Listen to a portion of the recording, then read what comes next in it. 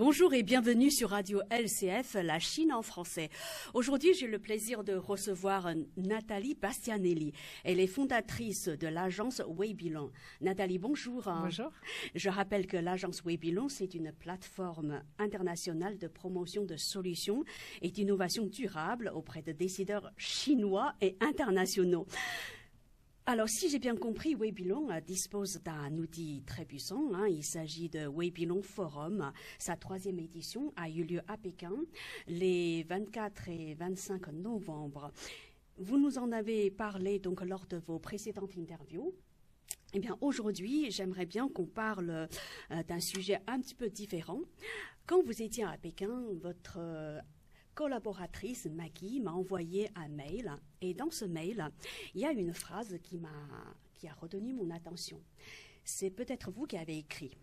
Vous avez écrit « Après le désengagement des USA, la Chine peut jouer un rôle de premier plan pour insuffler l'élan nécessaire à la mise en œuvre de l'accord de Paris sur le climat. » Alors, est-ce que vous pouvez nous donner plus de détails ?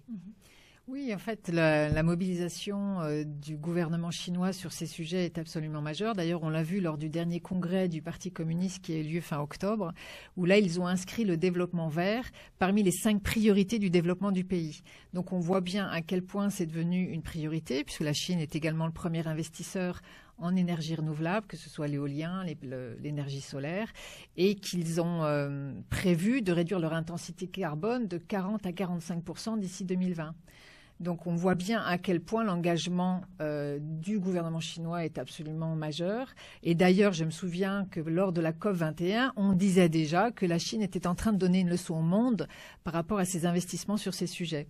Donc ça, c'est vraiment sur les grands investissements au niveau du territoire. Mais on voit aussi qu'ils sensibilisent de plus en plus la population à participer à cette transformation, notamment en encourageant l'innovation énormément, qui devient une priorité. Donc voilà comment passer de l'usine du monde au laboratoire du monde. Exactement. Et l'innovation durable est une grande partie, un grand axe de cet investissement. Deuxièmement, on peut dire aussi, on voit dans la communication du gouvernement, ils ont lancé une campagne de communication pour amener les citoyens à consommer moins de viande, à savoir que la viande est une industrie qui a énormément d'impact sur la pollution. Et donc voilà comment un gouvernement a lancé toute une campagne à travers des films publicitaires pour sensibiliser la population à moins consommer de viande. C'est pas évident, hein?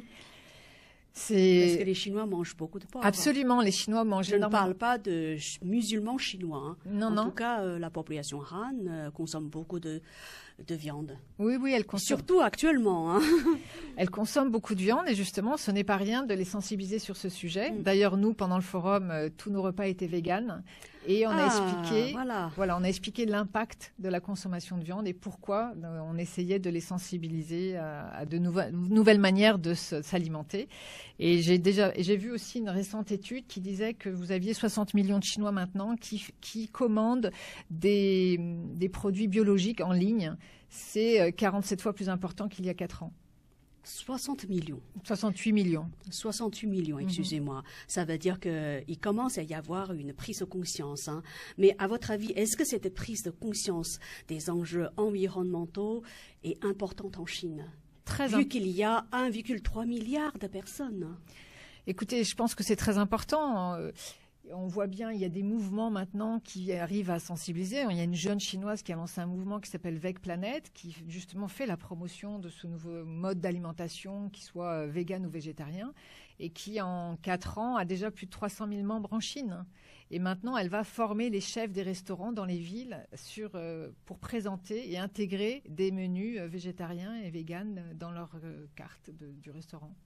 Nathalie, vous connaissez bien la Chine parce que vous avez vécu 5 ans, je crois. Oui, 5 ans. En Chine, c'était de quelle année à quelle année ? 2005 à 2010. Oui. À l'époque, déjà, est-ce que vous étiez consciente des problèmes environnementaux en Chine ? Oui, on en avait conscience, mais la Chine on était en année pré-olympique. Oui. Et un des enjeux pour que les Jeux olympiques se tiennent dans la ville de Pékin, c'était que justement la pollution ne soit pas importante. Donc moi, là où j'étais basée, c'est vrai qu'il y avait énormément d'attention pour qu'il n'y ait pas trop de pollution dans la ville de Pékin. Maintenant, depuis le pic de la pollution de l'air en janvier 2013, les choses se sont vraiment dégradées. Ouais.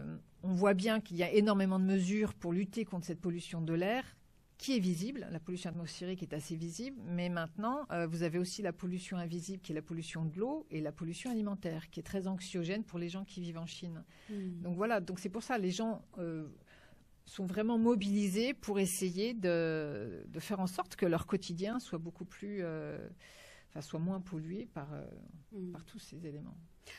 À part Weibilong Forum, est-ce que vous vous rendez souvent en Chine? Oui, je m'y rends. En dehors de ce forum? Déjà, il y a une grande préparation, donc il y a énormément d'activation des réseaux sur ces sujets, donc ça nous demande énormément de temps de préparation. Donc oui, j'y vais régulièrement tous les 2 mois.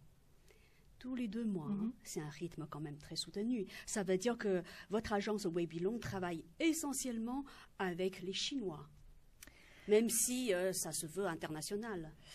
En fait, ce qui est très apprécié dans le forum Weibilong, c'est que nous avons la moitié d'intervenants qui viennent de l'étranger et la moitié qui sont c'est très équilibré, chinois. Moitié chinois, moitié étranger, voilà, exactement. Et on essaie d'avoir des grands groupes qui viennent s'exprimer. Là, cette année, on avait effectivement le groupe L'Oréal. C'est l'hôtel Hilton qui nous a accueillis parce que très sensibilisés à ces sujets. Et également, on a des startups et des entrepreneurs. Merci beaucoup, Nathalie. Merci. À bientôt.